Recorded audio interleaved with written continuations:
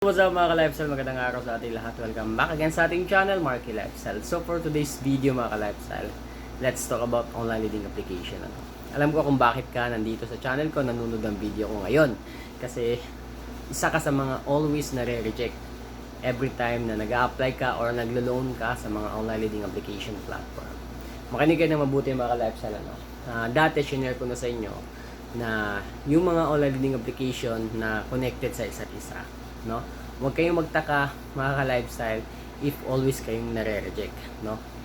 Kahit hindi na nila alamin yung credit score mo, malalaman nila yan sa pamamagitan ng mga iba pang online leading application na connected sa isa't isa. Marami na akong mga ibinigay na halimbawa na lang si Digido, si Manicat, si OLP, connected po yan sila sa isa't isa.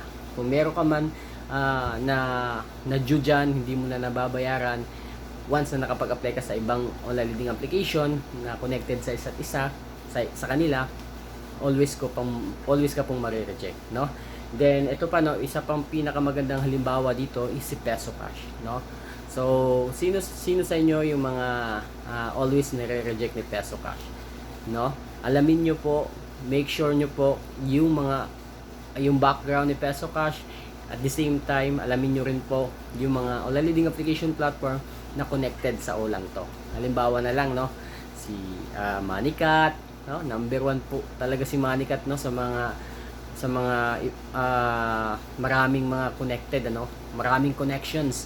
Si Manicat, si Juanhan, diba, si FT Lending, si Mocha Mocha, so si Easy Peso, so marami pong connected etong si Peso Cash, no. Kaya huwag kayong magtaka if nare-reject kayo nito, no? Alamin nyo muna, again, para hindi ma-monitor or makuha yung new information nyo, or let's say yung mga contacts nyo, yung ibang contacts nyo, make sure nyo, alamin nyo yung background or alamin nyo yung mga connection or connected na mga online leading application sa mga online leading application na utangan nyo. Kasi magtataka na lang kayo, bakit nalaman nila ulit, no?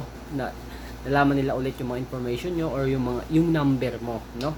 Tatawagan nila yan, magtataka ka kung bakit nalaman na naman nila even though nag-change SIM card ka na, no? So yun yung dapat yung tandaan mga ka-lifestyle, no? Kaya again, sa mga mayroong mga multiple loans diyan, makinig kayo ng mabuti, ano, na wag na kayo magtataka, no, if nakukuha nila ulit yung mga new numbers nyo, no? Kasi nga, gaya nga ng sabi ko, connected po sila sa isa't isa, no?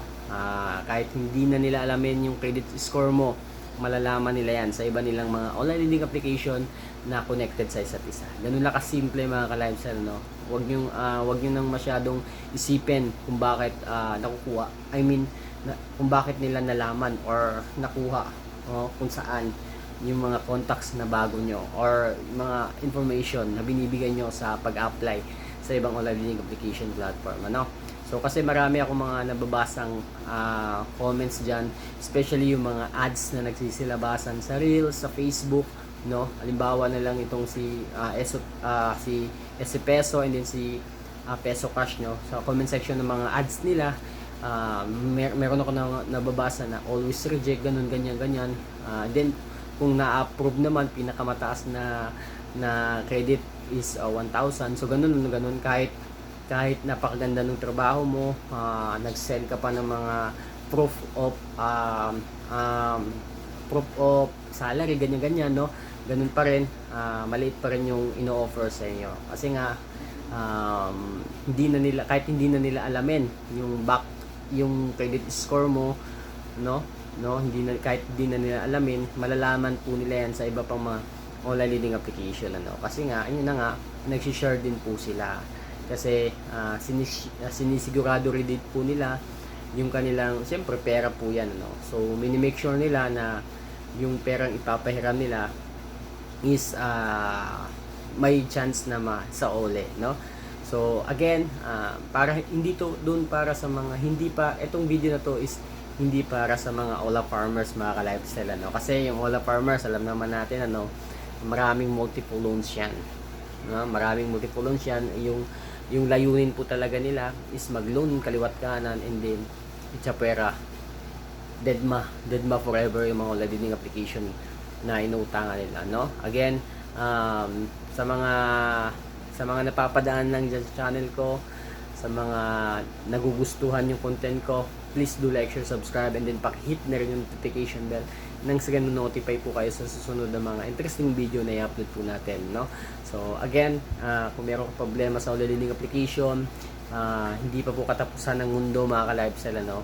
Yung pinaka the best nyo po talagang gawin, magbasa-basa po kayo ng mga comments ng kapwa nyo victims, no?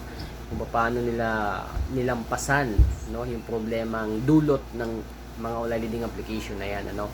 So again, hindi kayo nag-iisa sa laban na to.